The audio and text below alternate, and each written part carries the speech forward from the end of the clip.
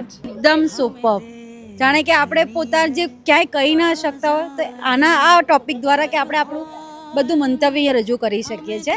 મને બહુ જ મજા આવી and each and every story I felt so connected with it. બહુ સરસ પરફોર્મન્સ હતું અને સમજવા જેવું હતું. મારો રિવ્યૂ તો એ જ છે કે આવું ફર્સ્ટ ટાઈમ અને કોઈ દિવસ જોયું નથી એવો શો હતો.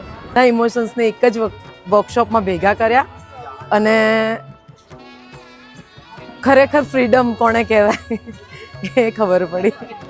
શો જોયા કંઈ બી જોયું હશે પણ આ કંઈક ડિફરન્ટ હતું અને ખરેખર મને ગમ્યું. It was really heart touching and beautiful to watch. So for the show it was really inspiring and yeah, I loved it.